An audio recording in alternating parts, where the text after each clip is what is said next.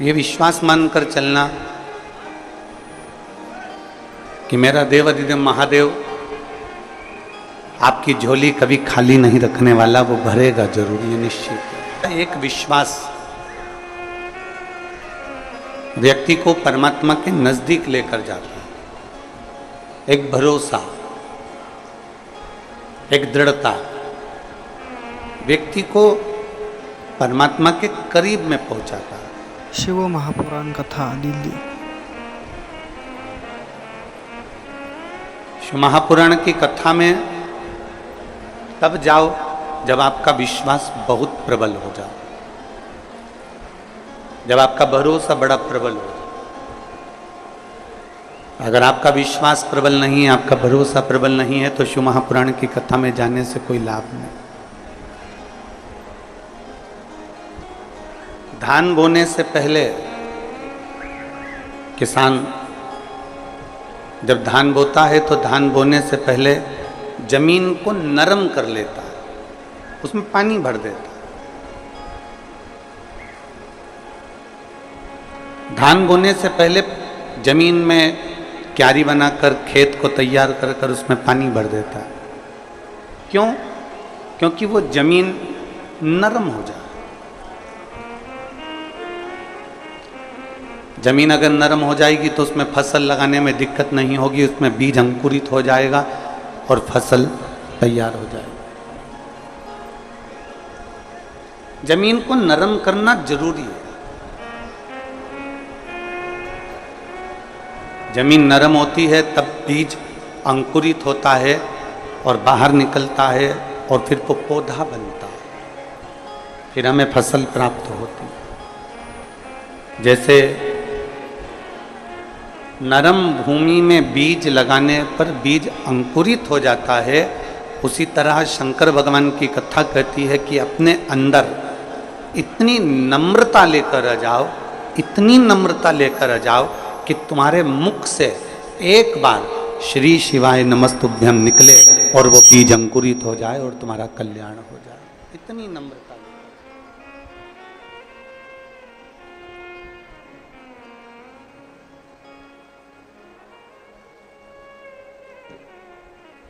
सभी गुणों में सर्वश्रेष्ठ गुण होता है नम्रता का गुण। आपके अंदर की नम्रता कितनी है, आपके अंदर की विनम्रता कितनी है, यह आपको मालूम होना चाहिए। एक नम्रता का गुण ऐसा होता है जिससे हम परमात्मा को अपने करीब में ला सकते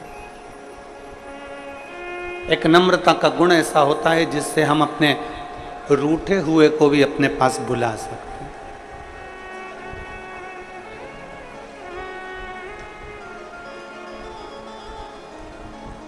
नम्रता का गुण। कल एक बच्चे ने एक प्रश्न किया था।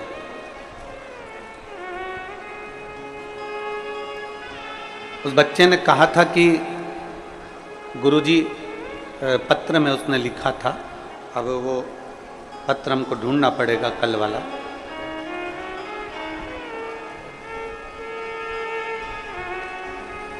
उस पत्र में उस बच्चे ने प्रश्न किया था, क्या श्री शिवाय नमस्तुभ्यम बोल लेने से, ओम नमः शिवाय बोल लेने से, नमः शिवाय बोल लेने से क्या भगवान शंकर आ जाते हैं? क्या शिव आते हैं? क्या भगवान देवाधिदेव महादेव आ जाते हैं? मान लो श्री शिवाय नमस्तुभ्यम, वो पत्र हमको यहाँ पर मिल नहीं रहा, पर वो पत्र उस लड़के ने जो लिखा, क्या श्री शिवाय नमस्तुभ्यम बोलने से भगवान शिव आते हैं? क्या ओम नमः शिवाय बोलने से भगवान शिव आते हैं? क्या नमः शिवाय बोलने से भगवान शिव आते हैं? आप सब छत्तीसगढ़ की मेरी जीजियाँ बैठी हैं, मेरे जीजा बैठे हैं, मेरी बेटियाँ, मेरे बेटा, मेरी माताएं, मेरे भाई सब बैठे हैं।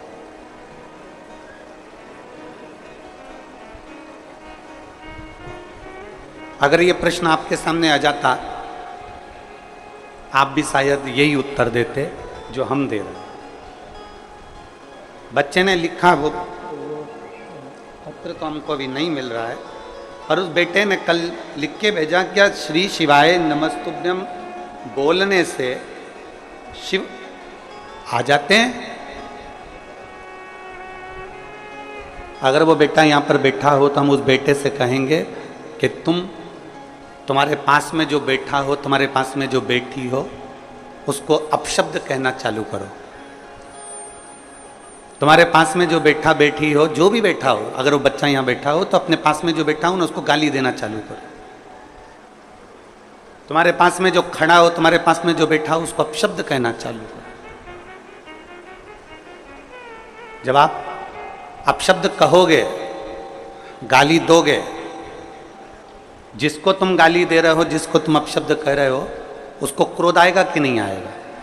बोलो तो नहीं, छत्तीसगढ़ की जीजिए, जम के तो बोलो, आएगा ना। बच्चे ने प्रश्न किया कि श्री शिवाय नमस्तुभ्यम बोलने से क्या शिव आते हैं?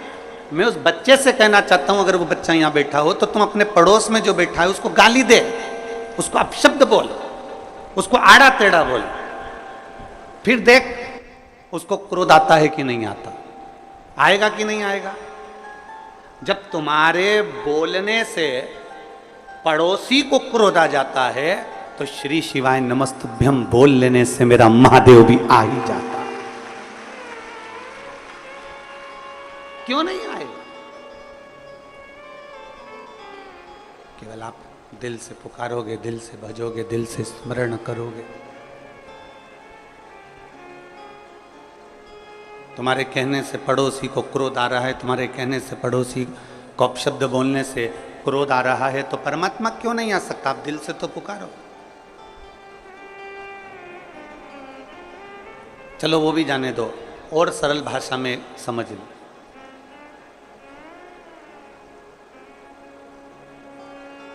एक कोई जीव जंतु है ना, एक बिल्ली है, कुत्ता है, गौ माता है, तुम्हारे घर में कोई खरगोश है, कोई तोता है, कोई पक्षी है, कोई कुछ भी है, उसको तुम बहुत प्रेम से जब पुकारते हो, बहुत प्रेम से पुकारते हो, तो वो पक्षी, वो पशु,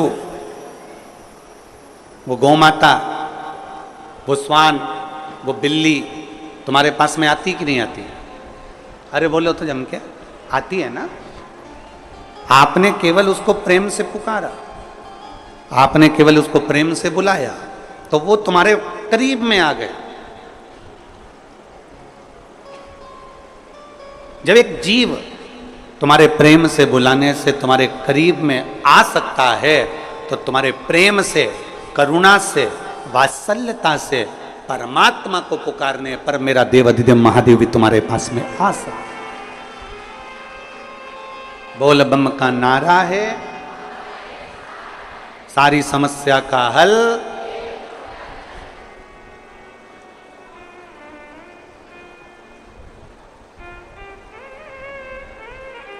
कुछ मेहनत हाथ की, बाकी कृपा भोले।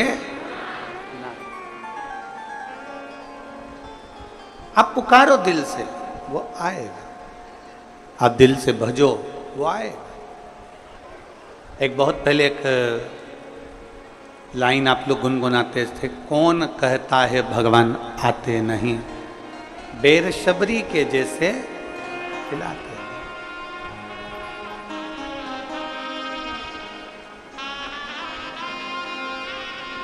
कौन कहता है भगवान सोते नहीं, लोरी यशोदा जी जैसी हम सुनाते नहीं। जिस दिन हम दिल से, स्नेह से भगवान शिव को पुकारेंगे, जिस दिन हम स्नेह से परमात्मा को आमंत्रित करेंगे, हमारा परमात्मा हमारे करीब में जरूर आएगा। देरी नहीं लगा सकता। शिव महापुराण की कथा क्या सिखाती है? भगवान शंकर की कथा केवल यही सिखाती है कि आप जिस परिस्थिति में हैं, आप जैसी भी परिस्थिति में हैं, उस परिस्थिति में परमात्मा को पुकारो।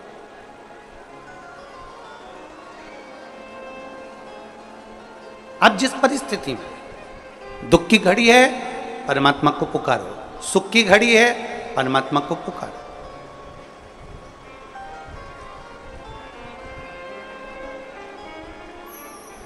ये बोलबम सेवा कल्याण समिति भिलाई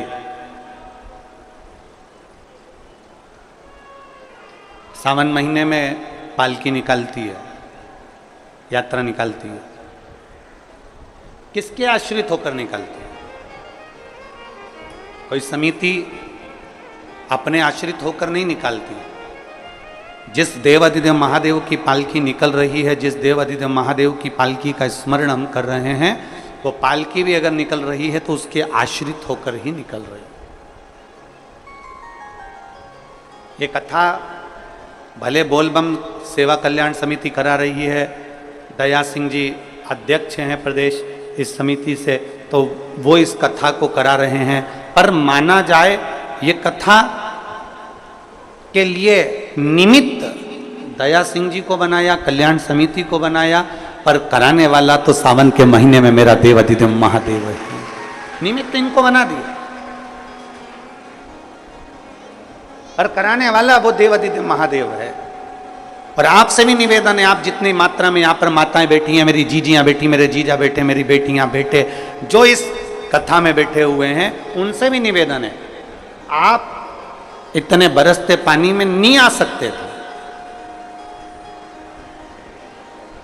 आप इतने बरसते पानी में नहीं आ सकते, पर आपको कथा तक लेकर आना, कथा में बिठाना और कथा श्रवण करने का बल प्रदान करना, ये किसी के बस की बात नहीं, केवल देवाधिदेव महादेव के बस की बात।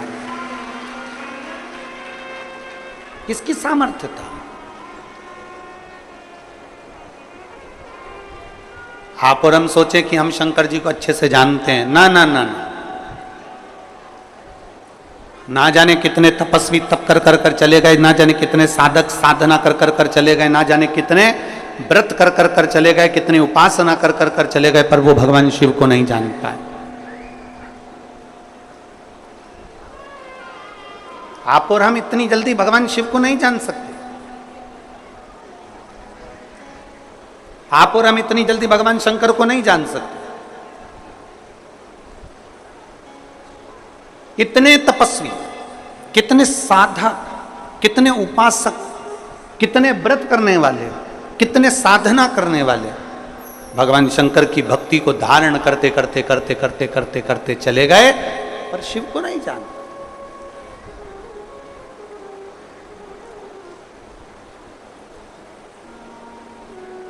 आप में से कई माताएं ऐसी हैं, जब मंदिर में पूजन करने जाती हैं तो 2-4 माताओं को राय देकर आती हैं, अरे तुझे नहीं आती ऐसे पूजन करा कर, अरे तुझे नहीं आता ऐसे जल चढ़ाया कर, अरे तुझे नहीं आता तू ऐसा करा कर, अरे तुझे नहीं आता ऐसा करा कर। मेरी उन माताओं से निवेदन है, आपको जो आता है ना वो आप अपने दिल में रखिए। अगर उसको बताना ही है ना तो मंदिर से बाहर निकल कर बताओ, पर मेरे महादेव के सामने कोई राय मत दीजिए, कोई विचार मत दीजिए। मेरे महादेव के सामने तो इतना कीजिए कि दिल से, भाव से, भक्ति से एक लोटा जल आड़ा टेढ़ा जैसे चढ़ाओ चढ़ाओ, तुम्हारा मन पड़ जाए जैसे बेलपत्री चढ़ाओ, तुम्हारा मन पड़ जाए जैसे चंदन लगाओ, तुम्हारा मन पड़ जाए जैसे धतूरा चढ़ाओ, तुम्हारा मन पड़ जाए जैसे तुम भगवान शंकर को रिझाओ, तुम्हारा दिल कर जाए वैसे तुम शिव को भजो। उल्टा भजो, सुल्टा भजो, जैसा भजोगे तुम्हारे ऊपर है। बीज पृथ्वी के अंदर डाला जाता है, खेत में डाला जाता है, वो उल्टा है कि सीधा, ये बीज अंदर गया किसको मालूम, पर पौधा सीधा ही लगता है। उसी तरह तुम कैसे भी जपो, मेरा महादेव मिलता जरूर है, मिलता जरूर।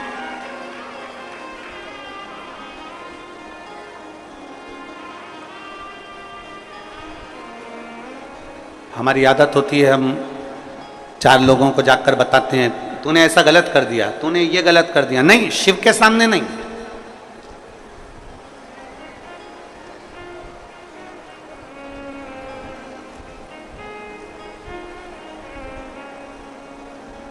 शिव के सम्मुख में नहीं। हम अगर देवाधिदेव महादेव को रिझा रहे हैं तो उसमें हमारे भाव यह होना चाहिए कि जैसे भी भजो शिव मिलेगा जरूर, भगवान शंकर जरूर प्राप्त हो। और तेरी कृपा बिना न हिले एक भी अणु, लेते हैं श्वास तेरी कृपा से तनु तनु। बखान क्या करूं मैं राखों के ढेर का, चपटी भभूत में खजाना कुबेर का। हे गंगाधार मुक्ति द्वार ओमकार तू, भोले ओमकार तू। आयो शरण तिया शंभु तार तार। जिस भाव से भजो, जिस मन से भजो। अरे मरा मरा मरा मरा मरा मरा मरा मरा मरा मरा मरा मरा मरा मरा मरा मरा मरा मरा मरा कहकर भी पार उतर गए।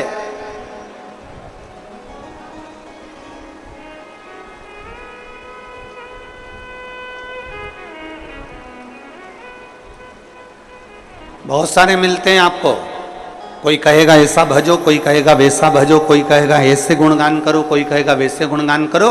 शिव महापुराण की कथा कहती है तुम्हारा दिल जैसे कर जाओ, तुम्हारा मन जैसे कर जाओ। आप में से कई माताएं ऐसी बैठी है जो सावन के सोमवार का व्रत करती हैं। कौन कौन ने करा था सावन के सोमवार का व्रत? हमने भी करा था, तो हम भी उठाए। ठीक है, आप लोगों ने व्रत किया ना। अब आप में से और हम में से कई माताएं बहन भाई ऐसे होंगे जो व्रत करे होंगे, तो उन्होंने एक टाइम फलाहार किया होगा, एक टाइम जम के बोलो भोजन किया होगा। आप में से कई लोग ऐसे होंगे जिन्होंने एक टाइम फलाहार करा तो दूसरे समय पर भी फलाहार किया होगा। आप में से कुछ लोग ऐसे होंगे जो एक टाइम केवल फलाहार करे होंगे, दूसरे समय कुछ भी नहीं लिया। बोलो बोलो, सही है कि गलत है? अब ईमानदारी से बोलना। आप में से कई लोग ऐसे होंगे जिन्होंने दिन भर कुछ भी नहीं खाया होगा, केवल एक गिलास दूध, एक फल और बाबा का प्रसाद लेकर और व्रत कर लिया। अब आप में से कई लोग ऐसे भी होंगे जिन्होंने दोनों समय भोजन करा होगा और सुबह नाश्ता भी किया होगा, दिन में पानी पूरी भी खाई होगी, शाम को थोड़ा भगर भी, सब खाया। अब जरा बहुत बहुत गहन चिंतन वाला विषय है, जरा ध्यान दीजिएगा। एक व्रत करा, एक टाइम भोजन, एक टाइम फलाहार। एक ने व्रत करा, दोनों समय फलाहार। एक ने व्रत किया कि मैं कुछ नहीं खाऊंगा, एक फल, एक गिलास दूध। एक ने सब कुछ खाया, मतलब दिन भर भोजन कर, दिन भर भोजन कर। अब जो एक समय फलाहार कर रहा है वो भी शंकर का भगत है, जो एक दोनों समय फलाहार कर रहा है वो भी शिव का भगत है, जो एक फल ले रहा है और एक गिलास दूध ले रहा है वो भी शिव का भगत है, और जो दोनों समय भोजन कर रहा है वो भी शिव का भगत है। अब शंकर जी से पूछा जाए कि इनमें से तुम मुक्ति किसको दोगे, इनमें से तुम मोक्ष किसको दोगे, इनमें से सबसे पहले तुम किसकी सुनोगे, किसकी सुनोगे? तो भगवान देवाधिदेव महादेव का चरित्र कहता है माता पार्वती से, पार्वती भले तुम भूखे रहो मत रहो, पर इतना जरूर करो कि किसी का दिल ना दुखे, तो मैं प्रसन्न हो जाता हूं और वर प्रदान।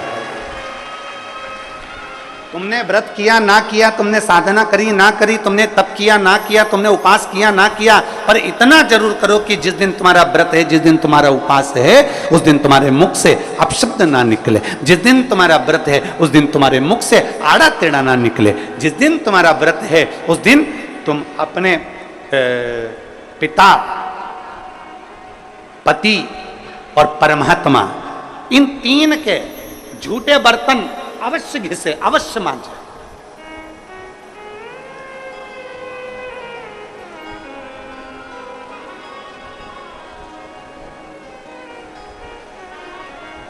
घर के सारे बर्तन, बर्तन मांजने वाली कोई आए वो मांजे, मना नहीं है, पर 3 बर्तन अपने को खुद मांजना चाहिए। पहले नंबर पर पिता के झूठे बर्तन, दूसरे नंबर पर पति के झूठे बर्तन, और तीसरे नंबर पर परमात्मा के झूठे बर्तन हमें स्वयं मांजना चाहिए। हमें स्वयं इन 3 के बर्तन अगर दूसरे मांजते हैं तो आधे से ज्यादा वस्तु पर हक जो बर्तन मांजता है उसका हो जाता है। अब तुम समझ लेना अच्छे से, हम इसको बहुत विस्तार से नहीं कहेंगे।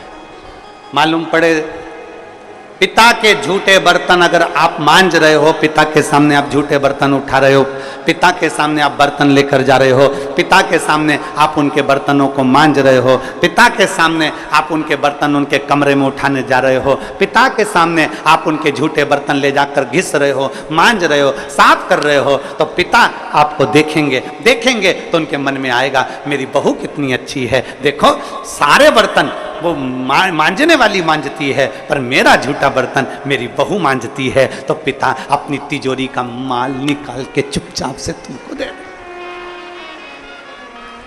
ये मेरी बहू है। सारे बर्तन दूसरे मांजते हैं पर मेरी बहू मेरे बर्तन मांजती है, मेरी बहू मेरी सेवा करती है, मेरी बहू मेरी चाकरी करती है, मेरी बहू मेरे बर्तन घिसती है। दूसरे नंबर पर पति के बर्तन, पति ने जिस बर्तन में भोजन किया है उसका बर्तन मांजने वाला नहीं, उसके बर्तन पत्नी को मांजना चाहिए।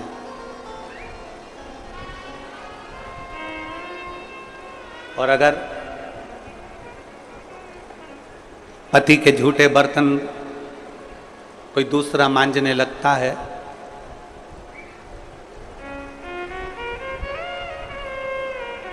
तो एक दिन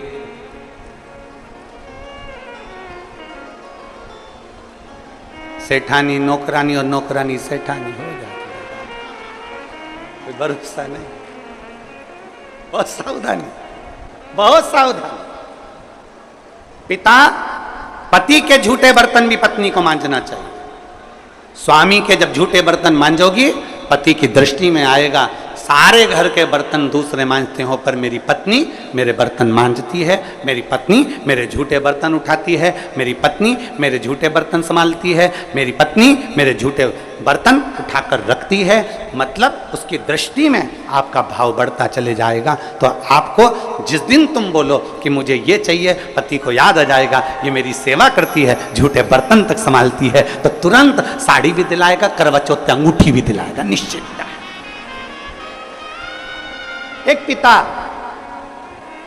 एक पति, और तीसरे नंबर पर बोलो, सब बोलो जम के जरा, परमात्मा। तुम्हारे घर में भगवान का मंदिर है, तुम्हारे घर में छोटा सा शिवालय है, तुम्हारे घर में छोटा सा देवालय है, तुम्हारे घर में छोटा सा मंदिर बना हुआ है, उस मंदिर में तुम भगवान की पूजन करती हो, पूजन करने के बाद भगवान को स्नान कराती हो, स्नान करा हुआ बर्तन रखा रहता है, लोटा रखा रहता है जल चढ़ाने वाला, भगवान के भोग लगाने की छोटी सी कटोरी होती है, भगवान को पानी पिलाने का छोटा सा लोटा होता है, कलश होता है, झारी जी होती है या कोई गिलास होता है। भगवान का बर्तन, परमात्मा का बर्तन घर की स्त्री को, घर की नारी को स्वयं मांजना चाहिए, वो बर्तन मांजने वाले को नहीं देना चाहिए, क्योंकि परमात्मा ये देखता है कि ये मेरे बर्तन मांज रही है, मैं इसको भंडार भर देता हूं। पिता, सब लोग बोलेंगे कौन कौन के बर्तन मांजना चाहिए, जम के बोलो, पिता, पति और परमात्मा। इन 3 के बर्तन, इन 3 के झूठे बर्तन, इन 3 के झूठे पात्र का घिसना, झूठे बर्तन को मांजना श्रेष्ठ। पिता, पति और परमात्मा।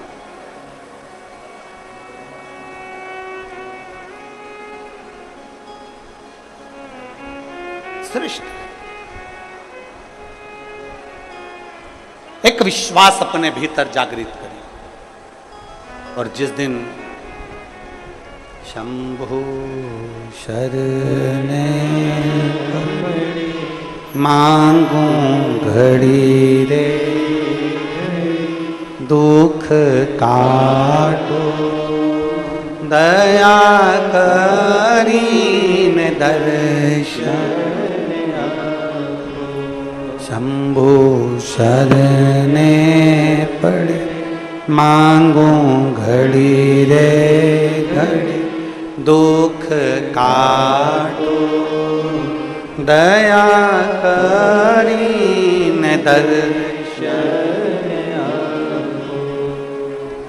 भगवान को प्राप्त करने के लिए मन दिल नम्र कर लो, और दूसरा है परमात्मा से कुछ प्राप्त करना है तो स्वयं समर्पण करो। कैसे भज रहे हो, किस तरह से भज रहे हो, कैसे स्मरण कर रहे हो, उससे मतलब नहीं है। भगवान ये नहीं देखता। भगवान से पूछा जाए कि जिसने व्रत दिन भर का रखा, जिसने कुछ नहीं खाया, जिसने पानी भी नहीं पिया, जिसने दोनों टाइम भोजन किया, जिसने एक समय फलाहार किया, एक समय भोजन किया, आप किसकी सुनते हो?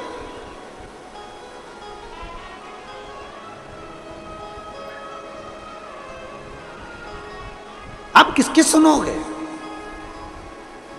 तब भगवान शिव कहते हैं, तब भगवान शंकर कहते हैं, शिव माता पार्वती जी से कहते हैं, पार्वती जो किसी का दिल ना दुखा,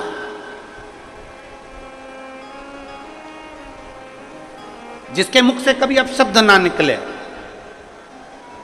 कोई बहुत बड़े ओहदे पर बैठ गया ना, बहुत बड़े पद पर बैठ जाए, बहुत बड़ा उसको मठाधीश पीठाधीश बनकर बैठ जाए, कोई बहुत बड़ा संत साधु बनकर बैठ जाए, कोई बहुत बड़ा तपस्वी बनकर बैठ जाए, कोई बहुत बड़ा कथाकार बनकर बैठ जाए, कोई बहुत बड़ा साधक बनकर बैठ जाए, और उसके मुख से यदि अपशब्द निकल रहा है तो समझ लेना कि उसका बहुत बड़ा बनना बेकार है, उसका बहुत बड़ा बनना श्रेष्ठ करना ही।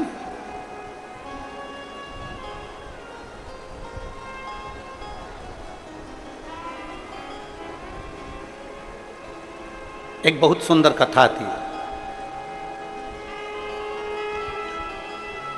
एक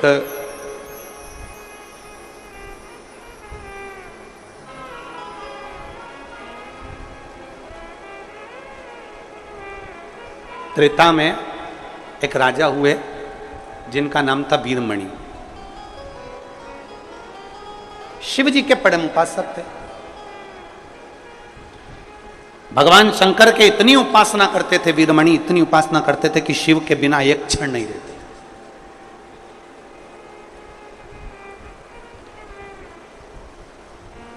और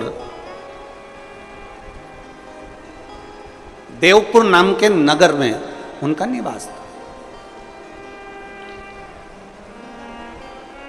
देवपुर नाम का एक नगर था त्रेता में, और उस नगर में वो निवास करते थे वीरमणि, बहुत विद्वान।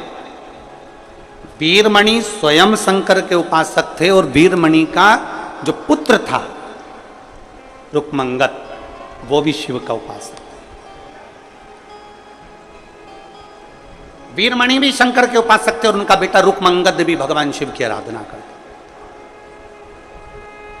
कई वर्ष निकल गए तप साधना करते करते, कई साल निकल गए तप साधना करते करते, कई वर्ष उनके तप साधना में निकल गए, पर वीरमणि को शिव का दर्शन नहीं हुआ। वीरमणि को शंकर का दीदार नहीं हुआ, शंकर का दर्शन नहीं हुआ। कई वर्ष निकल गए। और मैंने तेरे ही भरोसे बाबा, तेरे ही भरोसे हवा बिच उड़ती जावांगी, बाबा डोर हत्थों छड़ी ना मैं कट्टी जावांगी, भोले मैं तेरी पतंग, शंभो मैं तेरी पतंग, हवा बिच उड़ती जावांगी, बाबा डोर हत्थों छड़ी ना मैं कटी जावांगी। वीरमणि को आज तक शिव का दीदार नहीं हुआ। आराधना करते करते करते करते, शंकर का भजन करते करते, शिव की उपासना करते करते बहुत समय निकल गया। देवपुर नगर का राजा वीरमणि साधना करते करते कई वर्ष निकल गए, पर शंकर का कोई दीदार, शिव दिखे ही नहीं। आप में से कई मेरी जीजियां बैठी हैं, रोज शंकर के मंदिर जाती हैं, रोज जल चढ़ाती हैं, रोज शंकर के मंदिर में झाड़ू लगाती हैं, रोज शंकर जी के मंदिर में पोछा लगाती हैं, रोज शिव जी के मंदिर में दीप लगाती हैं, रोज शंकर जी को बेलपत्र चढ़ाती हैं, उनका श्रृंगार करती हैं। कई माताएं ऐसी हैं जिनको अभी तक शंकर का दीदार नहीं हुआ, पर इतना विश्वास से कहता हूं, छत्तीसगढ़ की इस पवित्र भूमि पर इतना विश्वास से कहता हूं, भले शंकर का दर्शन नहीं हुआ हो, पर इतना विश्वास से कहता हूं कि मेरे बाबा ने तुम्हारी झोली खाली तो रखी नहीं होगी, भर जरूर दी।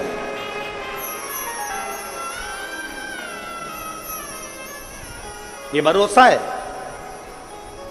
राजा वीरमणि को, देवपुर नगर के राजा वीरमणि को शंकर का दर्शन नहीं हुआ। आखिरी में वीरमणि को लगा कि शिव का दर्शन नहीं हो रहा, मेरी साधना। वीरमणि का बेटा रुकमंगत भी शिव की आराधना में लीन रहने लगा। श्री शिवा नमस्तु, श्री शिवा नमस्तु, श्री शिवा नमस्तु, श्री शिवा नमस्तु। वीरमणि भगवान शंकर की आराधना में डूबे रहते, रुकमंगत भगवान शिव की आराधना में डूबे रहते। एक दिन वीरमणि कहीं से निकल कर जा रहे थे और रास्ते में वीरमणि जब निकल कर जा रहे थे, नंदी, भगवान शिव के गण नंदी रूप बदलकर पृथ्वी पर विचरण कर रहे थे। और वीरमणि ने देखा कि कोई ऐसा चमकदार व्यक्ति जिसके चेहरे का तेज इतना प्रबल है कि सूर्य भी उसके सामने फीका है।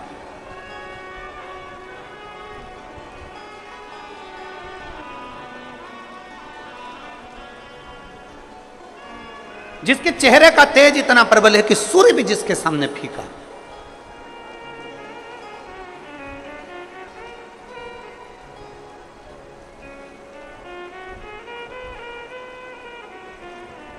कभी कभी ऐसा होता है, कभी कभी, और ये अनुभव किया है हमने भी किया।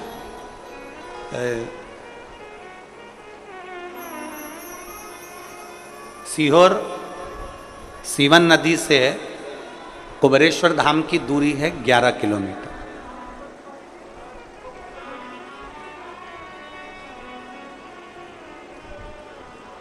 सुल्तानगंज से बाबा बैद्यनाथ जी की दूरी 150 किलोमीटर से ज्यादा। सुल्तानगंज से कावड़ लेकर बैद्यनाथ बाबा के चरणों में जाना, पहुंचना, थकान भी हो जाएगी, चल भी लोगे, पहुंच भी जाओ। ओमकारेश्वर का जल लेकर उज्जैन तक लोग पहुंच जाते हैं 150-200 किलोमीटर, 150 किलोमीटर चल। लोग 90-100 किलोमीटर तक चल लेते। पर मां सीवन का जल लेकर जब कुबेरेश्वर धाम तक केवल 11 किलोमीटर चलना है, केवल 11 किलोमीटर। लोगों को लगता है 11 किलोमीटर, हम तो वहां गए थे, हम वहां पर 150 किलोमीटर चले थे, हम आ गए थे, हम 70 किलोमीटर चले थे, हम आ गए थे, हम 50 किलोमीटर चले थे, हम आ गए थे 21 किलोमीटर चले थे, हम आ गए थे 14 किलोमीटर चले थे, हमने वो पहाड़ चढ़ा था, हमने वो वहां गए थे, हमने वो दर्शन किए थे, हम इतने ऊंचे पहाड़ चढ़ सकते हैं, तो 11 किलोमीटर क्या लगे। पर हमने देखा है सीवन का जल लेकर जब 11 किलोमीटर दूर कुबेरेश्वर धाम तक जाते हैं तो 11 किलोमीटर चलने में भी लोगों को ये अनुभव होता है कि हम कम से कम 300 या 500 किलोमीटर केवल 11 किलोमीटर में चलिए। इतना सत बाबा ले लेता, इतना सत लेता। आप लोगों में से किसी ने सीहोर की अगर कावड़ भरी होगी तो उसको मालूम होगा। इतना सत, इतनी शक्ति, इतनी परीक्षा मेरा कुबेरेश्वर बाबा ले लेता है। 11 किलोमीटर चलते चलते चलते चलते जब मात्र 1 किलोमीटर की यात्रा रह जाती है तब बाबा इतनी परीक्षा लेता है, इतनी परीक्षा लेता है कि अब तो चला नहीं जाता। केवल 11 किलोमीटर में, और लोग सुबह मॉर्निंग वॉक करते हैं तो 5 kilometre, 7 kilometre, 6 kilometre, 4 kilometre, 3 kilometre चल लेते हैं। पर कुबेरेश्वर धाम जब जाते हैं और जब बाबा की कांवड़ लेकर जाते हैं तो वहां थक जाते हैं, 1 किलोमीटर तो चला तक नहीं जाता, ऐसी स्थिति हो जाती। हमने भी अनुभव किया। और जब 2 किलोमीटर की यात्रा रह गई हमारे चलते चलते चलते चलते, तब चलना नहीं जा रहा। साथ वाले बोले गाड़ी लगा दे, गाड़ी में बैठ जाओ। हमने कहा नहीं, थोड़ा और बच्चा है, चलते चलो। आखिरी में हमने देखा बोल बम बोल बम बोल बम बोल बम बोल बम बोलते बोलते बोलते बोलते चलते चलते आखिरी में 2 लड़कों के कंधे पर हाथ रखा, फिर चल दिए। चलते चलते चलते चलते फिर आखिरी में विचार कर अब 1 किलोमीटर बचा है पर चला नहीं जा रहा। इतनी देर में बाबा देवाधिदेव महादेव का स्मरण किया। एक छोटा सा छोरा गोरा गोरा सा आया, उसने हाथ पकड़ा, चीटी उंगली पकड़कर जो खींचता खींचता खींचता खींचता ले गया तो कुबरेश्वर धाम तक पहुंचा। आखिरी परीक्षा पर भी वो साथ देता ही देता है। आखिरी परीक्षा। अच्छा चलो तुमसे एक बात पूछें, उत्तर दोगे क्या? अरे बोलो तो भिलाई वालों, दोगे उत्तर? अपने बच्चे की ट्यूशन किस टीचर से लगवाते हो? वो टीचर जो तुम्हारे बच्चे के स्कूल में पढ़ाता है। बोलो बोलो, सही है? अरे जम के तो बोलो। किसी दूसरे टीचर के पास अपने बच्चे को नहीं भेजते, क्योंकि स्कूल का टीचर होगा तो एग्जाम के टाइम पर थोड़ा सा देख लेगा। बोलो बोलो, सही है?